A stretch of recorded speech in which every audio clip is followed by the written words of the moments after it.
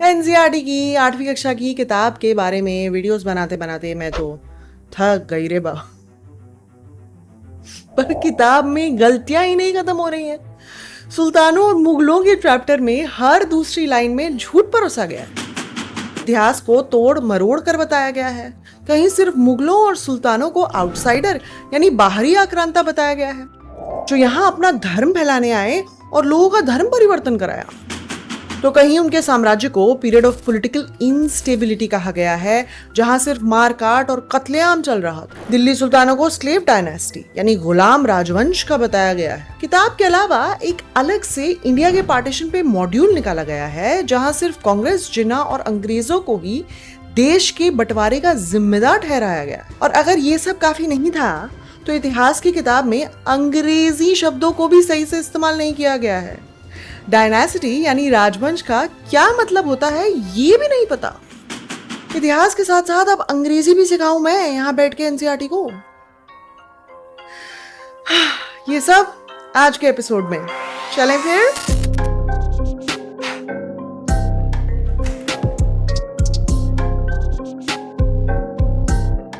Hello नमस्कार, आपका स्वागत है एक नए एपिसोड में। मैं हूं डॉक्टर रुचिका शर्मा। मैं पेशे से एक इतिहासकार हूं। इसके अलावा मेरे कुछ और भी क्रेडेंशियल्स डिस्क्रिप्शन बॉक्स में मौजूद हैं। तो किताब से पहले हाल ही में रिलीज्ड पार्टीशन मॉड्यूल पे आ जाते हैं। एनसीईआरटी ने लिखा है तो गलतियों से भरा ही होगा। जैसे कि 1940 का लाहौर रेजोल्यूशन, जहां मुस्लिम लीग ने टू नेशन थ्योरी को फॉर्मली एक्सेप्ट किया था, उसे जिन्ना ने नहीं फजलुल हक ने मूव किया था। फजलुल हक का नाम ही नहीं है पूरे मॉड्यूल में। इतनी इंपॉर्टेंट फिगर लाहौर रेजोल्यूशन की गायब ही हो गई मॉड्यूल से, क्योंकि विलन सिर्फ जिन्ना को ही बनाना था शायद। और क्योंकि एनसीईआरटी की किताबें तो अब हिस्टोरियंस नहीं लिख रहे हैं, तो हो भी सकता है उन्हें फजलुल हक के बारे में ना ही बताओ, तो सब कुछ जिन्ना पे डाल दो। पर इससे भी बड़ी प्रॉब्लम है इस सेक्शन में, जहां पार्टीशन का कौन जिम्मेदार था ये बताया जा रहा है। लिखा है जिन्ना, कांग्रेस और अंग्रेज वाइसरॉय माउंटबैटन। वाह, हिंदू महासभा और आरएसएस का रोल ही हटा दिया। वाजिब भी है। पूरी एनसीईआरटी ही अब एक प्रोपेगेंडा डेन बन गई है, मेजॉरिटेरियन पॉलिटिक्स के लिए, कम्युनलिज्म फैलाने के लिए। तो हिंदू एक्सट्रीमिस्ट ऑर्गेनाइजेशन का भारी भरकम रोल तो हटाया ही जाएगा पार्टीशन के इतिहास से। पर हम एनसीईआरटी से तो नहीं है और देश आजाद है, तो हम ही बता देते हैं। हिंदू महासभा शुरू हुई early 1900s as a political movement, जहां हिंदू आइडियल्स पे जोर था। 1920s के आते आते न केवल ये मूवमेंट एक पार्टी के तौर पे उभरी, बल्कि हिंदू आइडियल्स अब एंटी मुस्लिम भी बन चुके थे। लेकिन पार्टी का सितारा चमका 1937 में, जब विनायक दामोदर सावरकर इसके प्रेसिडेंट बने और अपने 1937 के स्पीच में कहा कि हिंदू और मुसलमानों के बीच दुश्मनी और मतभेद अंग्रेजों की वजह से नहीं है, ये तो हिंदुओं का रिस्पॉन्स है, क्योंकि वो सदियों से मुस्लिम शासकों के कॉन्क्वेस्ट की चपेट में रहे। उनके हिसाब से 1937 की इंडिया एक नेशन नहीं थी, उसमें दो दुश्मन नेशंस रह रही थी, एक हिंदू तो दूसरी मुस्लिम। यही बात इससे भी पहले हिंदू महासभा के एक और लीडर एमएस गोलवालकर ने भी कही थी कि हिंदू सोसाइटी एक अलग सोसाइटी है और मुस्लिम और क्रिश्चियन सोसाइटी एक अलग दुश्मन सोसाइटी है। ये स्टेटमेंट सावरकर और गोलवालकर की मुस्लिम लीग के टू नेशन थ्योरी वाले 1940 रेजोल्यूशन से कई साल पहले ही आ चुकी थी। तो टू नेशन थ्योरी का कॉन्सेप्ट तो हिंदू महासभा में काफी समय से था, लाहौर रेजोल्यूशन से भी पहले। तो फिर क्यों सिर्फ मुस्लिम लीग को ही टू नेशन थ्योरी का पापा बताया जा रहा है? इनफैक्ट पार्टीशन की मेन वजह ही कम्पिटिटिव कम्युनलिज्म था, जहां दोनों हिंदू और मुस्लिम एक्सट्रीमिस्ट ऑर्गेनाइजेशंस मजहबी मतभेद फैलाती थी अंग्रेजी सरकार से बार्गेन करने के लिए। जहां एक और तबलीगी और तंजीम मूवमेंट्स थी, वहां दूसरी और शुद्धि और गौ रक्षक मूवमेंट्स थी। तो सिर्फ मुस्लिम लीग ही नहीं, हिंदू महासभा भी रिस्पॉन्सिबल है देश के बंटवारे के लिए। एनसीईआरटी हिंदू महासभा के मजहबी बैर फैलाने वाले इतिहास को छुपाकर अपना प्रोपेगेंडा साफ कर देती है। ये प्रोपेगेंडा एनसीईआरटी की किताबों में और भी कई बार झलकता है, उस पर मैंने एक डिटेल्ड वीडियो बनाया था, आप यहाँ क्लिक करके देख सकते हैं। ये लिंक्स डिस्क्रिप्शन बॉक्स में भी मौजूद रहेंगे। इसके अलावा अगर आपको चैनल पसंद है तो सब्सक्राइब जरूर कीजिएगा, और चैनल को सपोर्ट करने के लिए आप चैनल की मेंबरशिप ले सकते हैं, सुपर थैंक्स ले सकते हैं, या फिर डिस्क्रिप्शन बॉक्स में मौजूद पेट्रियन लिंक पर क्लिक करके भी सपोर्ट कर सकते हैं। खैर, ये तो बात हो गई पार्टीशन मॉड्यूल की। अब एनसीईआरटी की 8वीं कक्षा की किताब पे वापस आओ, तो इतिहास से पहले इन्हें इंग्लिश सिखाओ भाई। डायनेस्टी शब्द का मतलब ही नहीं पता। ये ग्राफिक को देखो, ये एनसीईआरटी की किताब से है। यहाँ राजपूत सिखों, दिल्ली सुल्तानों, विजयनगर सुल्तानों को डायनेस्टी बता दिया गया है? इन्हें डायनेस्टी का मतलब ही नहीं पता। डायनेस्टी का मतलब होता है राजवंश, यानी वो जो एक ही परिवार को बिलोंग करते हो। तो राजपूत कैसे एक डायनेस्टी हो गई? क्या सारे राजपूत एक ही परिवार को बिलोंग करते थे? Obviously not. कछवाहा डायनेस्टी थी जयपुर की, जिसके भारमल कछवाहा अकबर के मनसबदार थे। उनकी बड़ी बेटी की शादी हुई थी अकबर से। इस पर मैंने एक वीडियो भी बनाया था, आप यहाँ क्लिक करके देख सकते हैं। इसी डायनेस्टी के थे मानसिंह, जिन्होंने अकबर के लिए हल्दी घाटी का युद्ध जीता। फिर सिसोदिया डायनेस्टी थी मेवाड़ की। राठौड़ थे जोधपुर के। पारमार्स थे मालवा के। ऐसी कई डायनेस्टीज थी। राजपूत खुद से एक डायनेस्टी नहीं थी। फिर सिख्स, क्या सिख गुरु एक राजवंश थे? नानक के बाद उनके शागिर्द बने थे नेक्स्ट गुरु अंगद देव। तो ये एक डायनेस्टी कैसे हो गई? विजयनगर कौन सी डायनेस्टी थी भाई? विजयनगर तो एक किंगडम था जिसमें संगमा, सुलुवा, तुलुवा, अराविदु डायनेस्टी अलग अलग समय पर रूल करती थी। सेम विद दिल्ली सुल्तान। खलजी, तुगलक, लोधी, सैयद, ये सब अलग अलग डायनेस्टीज थी। दिल्ली सुल्तान कोई एक डायनेस्टी थोड़ी ना थी।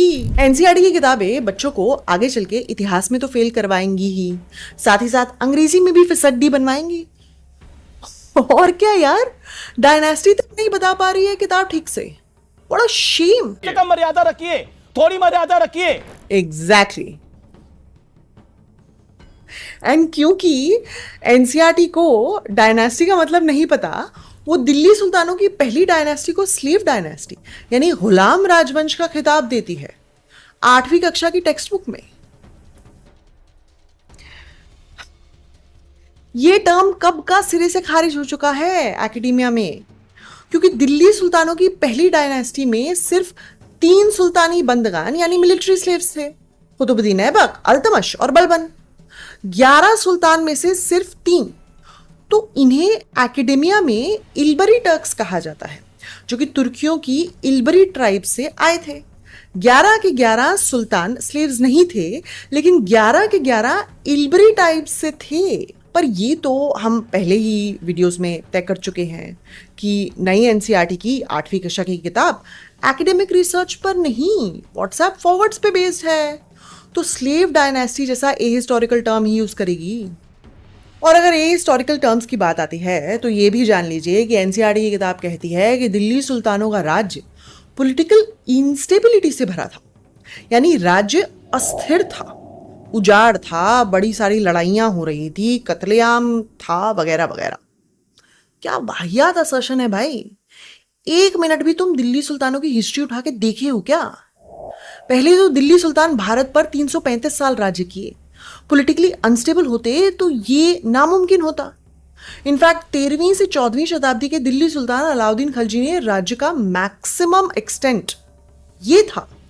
इनफैक्ट खलजी ने ही सबसे पहली बार लैंड की मेजरमेंट करवाई और फिर उसमें टैक्सेस लगवाए, मार्केट कंट्रोल्स जारी किए, जिनसे एक पावरफुल आर्मी तैयार हो सकी, जिसने ना सिर्फ 1 या 2 बार बल्कि 5 बार मंगोल आर्मी को हराया। 1298, 1299, 1303, 1305, 1306 में। ये सब पॉलिटिकल इंस्टेबिलिटी में नहीं होता सर। इनफैक्ट हिंदुस्तानी क्लासिकल संगीत का विस्तार हुआ इस समय में। आमिर खुसरो ने बड़ा ख्याल, छोटा ख्याल, तराना का आविष्कार किया, जो हिंदुस्तानी क्लासिकल संगीत का आज एक अभिन्न अंग है। इनफैक्ट खुसरो की पोइट्री और उनके गीत अक्सर खड़ी बोली में लिखे जाते थे, जैसे कि गोरी सोवे सेज पर, मुख पर डारे केस, चल कर खुसरो आपने सांझ बही चहुदेस। यही भाषा आगे चल के हिंदी उर्दू को जन्म देगी। खड़ी बोली का विस्तार दिल्ली सुल्तानों के समय में ही हुआ। In fact Ibn Battuta 14th century के मोरक्कन ट्रैवलर अपनी किताब रिहला में बताते हैं कि वो दिल्ली सुल्तानों की दिल्ली से कितने इम्प्रेस्ड थे। उनके हिसाब से दिल्ली पूरब की सबसे बड़ी मुस्लिम सिटी थी। कि दिल्ली सुल्तानों की दिल्ली एक उम्दा शहर थी, ये बात तो एनसीईआरटी भी मानती है। इसी किताब में जहां लिखा है कि Delhi was a thriving city before Timur attacked it, यानी तैमूर के अटैक से पहले दिल्ली एक संपन्न सिटी थी।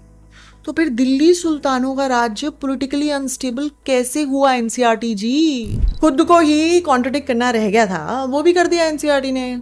ये मैप दिखाया है दिल्ली सुल्तान मोहम्मद तुगलक के समय का इसी किताब में। ऐसे एक्सटेंट इंस्टेबिलिटी से बनते हैं। किस एंगल से दिल्ली सल्तनत पॉलिटिकली अनस्टेबल है?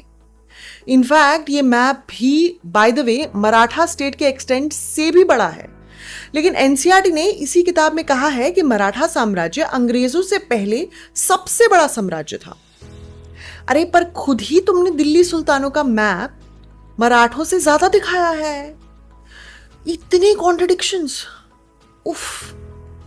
खैर, एनसीईआरटी के मराठा मैप पे मैंने एक पूरा वीडियो बनाया है, आप यहां क्लिक करके देख सकते हैं।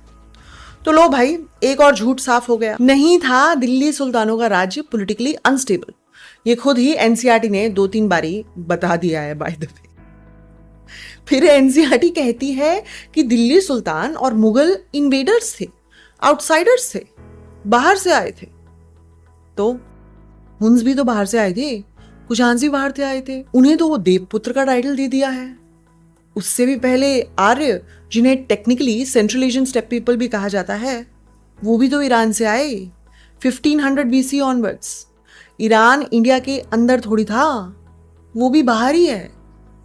इनफैक्ट 2019 की 2 स्टडीज, एक सेल नाम के जर्नल में और एक साइंस नाम के जर्नल में, ये साफ कर देती है कि आर्य बाहर से आए और आज के भारतीय पॉपुलेशन के डीएनए में अप टू 30% आर्यन डीएनए है, कुछ एरियाज में 40% भी। तो क्या सब भारतीय आउटसाइडर्स हैं? क्या ही मतलब है आउटसाइडर का? अकबर, जहांगीर, शाहजहां, औरंगजेब सब यहीं जन्मे, भारतीय थे।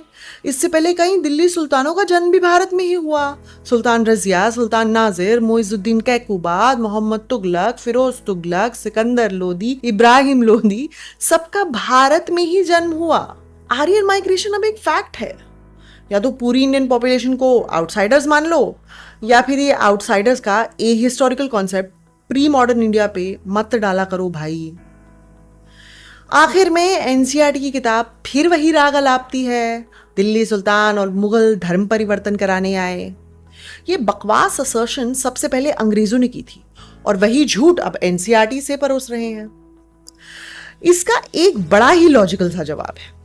अगर मुस्लिम शासकों ने फोर्स्ड कन्वर्जन्स किए होते, वो भारत की पॉपुलेशन में रिफ्लेक्ट होता। 1826 में जब बिशप एबेर ने भारत भ्रमण किया और अपनी ऑब्जर्वेशंस को अपनी डायरी में लिखा, तो उन्होंने ये बताया कि उनके समय में मुस्लिम्स टू हिंदू रेशियो था 1:6। तकरीबन 16% मुस्लिम आबादी थी 1826 में। बाद में अंग्रेजों के सेंसस से पता चला कि अंग्रेजों के शासनकाल में मुस्लिम्स की पॉपुलेशन 25% हो जाती है, 1:4 का रेशियो। इसका मतलब ये हुआ कि मुस्लिम पॉपुलेशन अंग्रेजों के शासनकाल में बढ़ी 50% जंप, जो कि मुसलमानों के शासनकाल में नहीं हुआ। अगर आजादी से पहले मुस्लिम मेजॉरिटी एरियाज को भी देखें तो बंगाल, मालाबार एक्सेट्रा दिल्ली सुल्तानों या मुगलों के शासन के कोर एरियाज नहीं थे, बल्कि इन एरियाज में सबसे कम जोर था इन राजाओं का। अगर दिल्ली सुल्तानों और मुगलों का मकसद तलवार की जोर पे धर्म परिवर्तन का होता तो वो पॉपुलेशन में झलकता, जो कि नहीं दिखता है। पर एनसीईआरटी को फैक्ट्स, लॉजिक्स, कैलकुलेशन से क्या लेना देना? मकसद है कि कुछ भी कह के धार्मिक मतभेद फैलाओ बस। इन सब के अलावा भी और कई गलतियां हैं एनसीईआरटी की 8वीं कक्षा की किताब में। मैं सबको गिनाने लगी तो सैकड़ों वीडियोस बन जाएंगे इस पे। टेम्पल्स को मेडिवल इंडिया के बैंक्स कहा गया है, इक्ता सिस्टम की डिटेल्स उड़ा दी हैं, खलजी के रिफॉर्म्स उड़ा दिए हैं, तुगलक के रिफॉर्म्स भी बिल्कुल गलत बताए। हर दूसरी लाइन में गलती है। That's how bad an a historical NCERT class 8 text book is. तो ये था आज का एपिसोड। आपको ये एपिसोड कैसा लगा कमेंट सेक्शन में ज़रूर बताइएगा, और अगर पसंद आया हो तो लाइक और शेयर भी ज़रूर कीजिएगा और चैनल को सब्सक्राइब भी कर लीजिएगा। इसके अलावा मैं बताती जाऊं कि आज के एपिसोड से जुड़ी हुई सारी सोर्सेज की लिस्ट मौजूद है डिस्क्रिप्शन बॉक्स में। आप अपनी जिज्ञासावश पढ़ना चाहें या फिर मुझे फैक्ट चेक करने के लिए।